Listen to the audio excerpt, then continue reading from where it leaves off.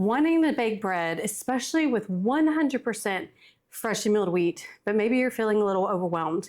There's equipment, there's a million different types of grains. The recipes look complicated and like some of them even look like scientific experiments. Well, I'm here to yell it from the rooftops to stop making it complicated, because frankly, baking with 100% freshly milled wheat doesn't have to be.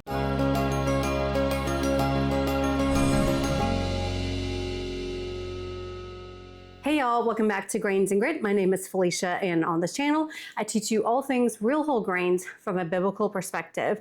I teach you how to be milling your wheat, the importance of real whole grains, and more. I've been milling my own wheat, baking bread, using real whole grains for well over a decade now, and been teaching here on YouTube for a little over 4 years now. And I actually have a really big pet peeve when it comes to using freshly milled grains. And frankly, that is just how complicated people make it seem. Now, I know from the outside, it probably just naturally seems a bit complicated anyway, because it's something that people don't typically do anymore. But then on top of that, when you really start trying to dive into this world of home milling, it can just get really crazy. So look, for example, Peter Reinhardt is excellent at what he does, but holy moly, his cookbooks, which I do have, definitely are more complicated looking. And I know me as a beginner, back whenever I was a beginner, that was not what I was looking for. I needed easy recipes, and it was just really overwhelming to see his more complicated looking recipes. And if I had only known of his cookbooks or others like him back then, I probably never would have continued this home milling journey. Because here's the little secret. Using 100% freshly milled wheat, using real whole grains is actually it's not complicated, and I'm gonna tell you how. So a little fun story is I'm actually part of Classical Conversations. We are a homeschooling family, and we've been a part of Classical Conversations for a few years now. I'm actually a tutor, and I absolutely love it. But one part of Classical Conversations that they talk about, this is a classical method of education, is they talk about stick in the sand, which basically what that means is you can educate your child even if you only have a stick and some sand.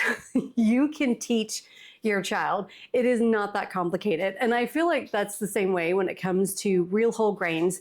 Is while yes, it can seem overcomplicated, especially when you see all the reels and the recipes and all that stuff, really, it's not. And I'm gonna be sharing with y'all my advice to basically keep it stick in the sand, as we like to say with Classical Conversations. First piece of advice, keep your equipment simple, all right? So basically, you obviously do need a way to mill the wheat berries into flour. So you do typically need a grain mill. Now, I know it's a big purchase, and you don't want to waste your money and things like that. Good news, I actually did a video that you can link up here where I make it really easy and I break it down to the main questions that you need to ask yourself when choosing a grain mill.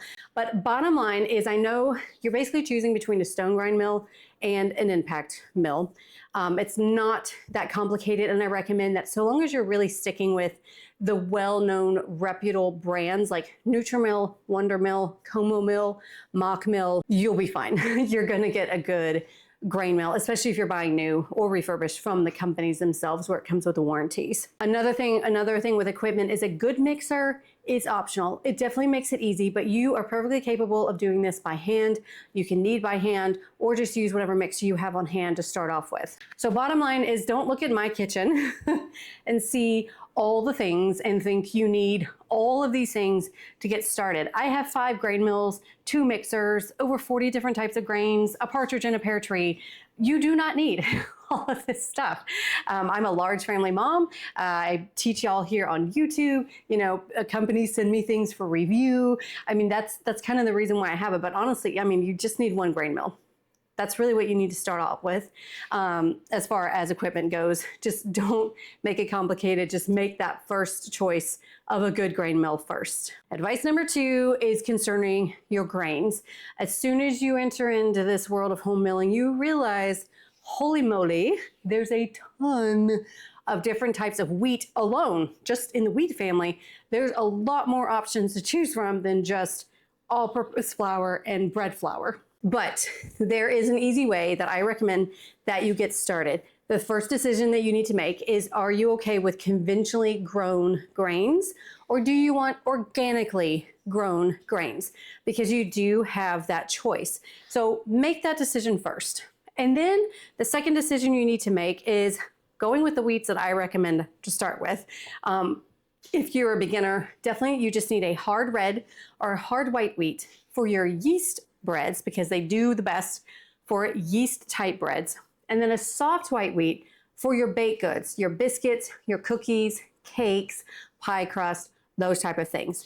Do not be distracted by the ancient grains. The ancient grains is when you start making it a little bit more complicated. So that's why I recommend starting off with these particular wheats, because they are easy for beginners. They are more consistent. They're going to be an excellent grain, especially wheat, to learn on. And then when you get the hang of it, you can move on from there. And do note that I've actually helped you with this decision of where to buy the grains. All you have to do is go to grainsandgrit.com/buy-grains. I have on there companies for not only the grain mills and the mixers, but also for many different types of grains. I even tell you what type of grains that they sell right there on my website to save you time browsing if they're organic or conventionally grown. And these are all ones that I have tried myself personally and would recommend. And if there's a coupon code, it'll be on there as well. Advice number 3, start with recipes that have been created for 100% freshly milled wheat.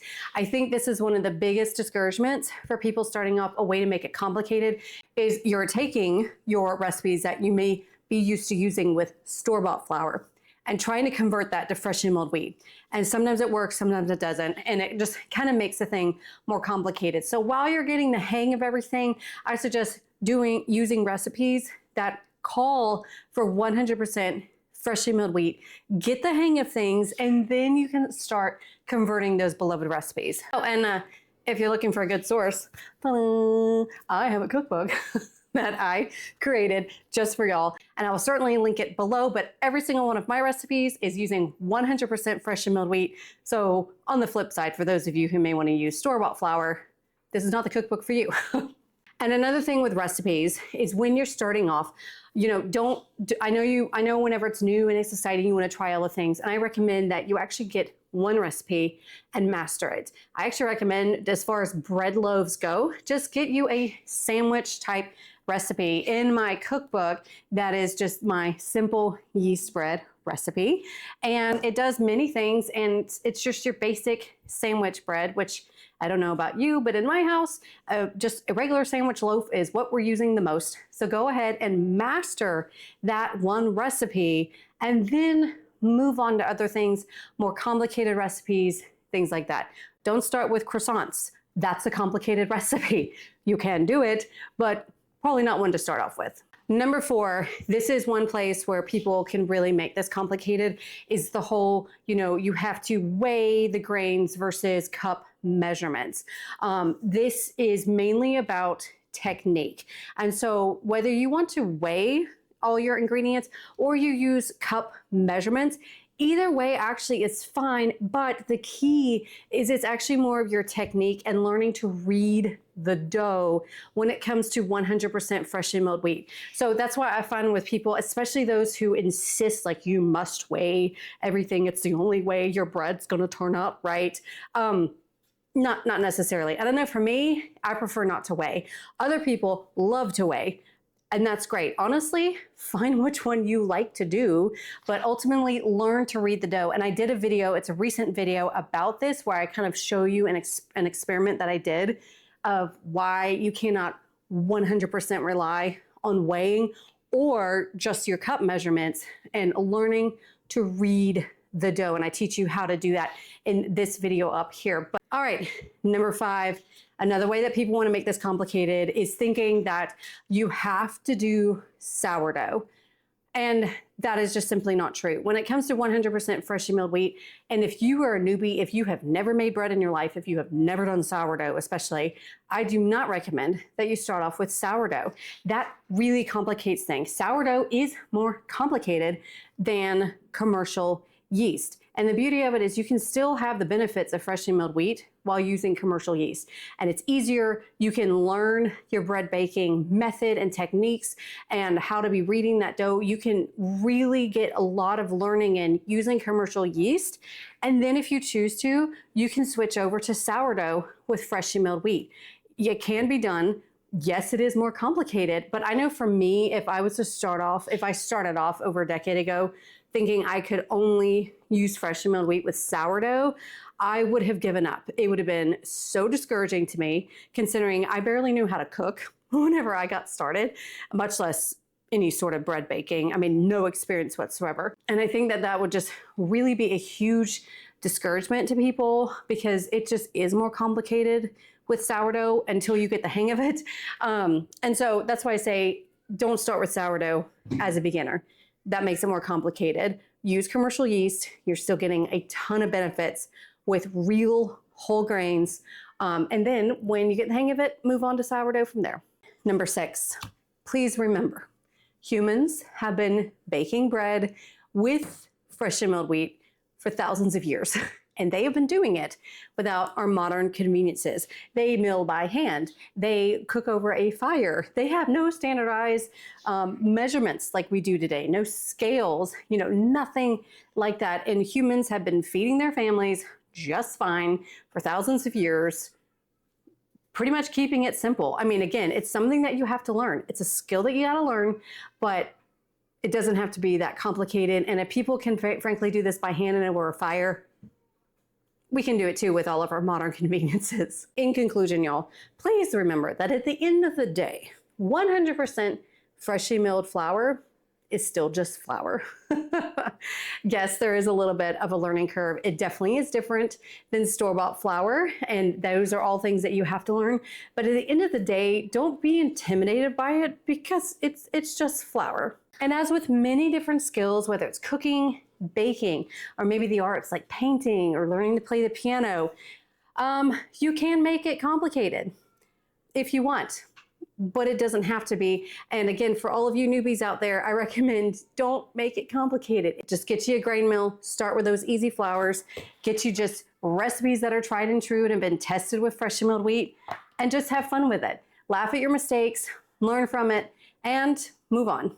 And for those of you who are not newbies, go ahead and give your own advice down below. Let's help each other out in this wonderful freshly milled community because you never know who you might encourage. And if you want to check out my simple yeast bread loaf recipe to know how to do all that, then that is this video up here. And as always, I hope you'll have a wonderful day and I'll see you next week. Bye.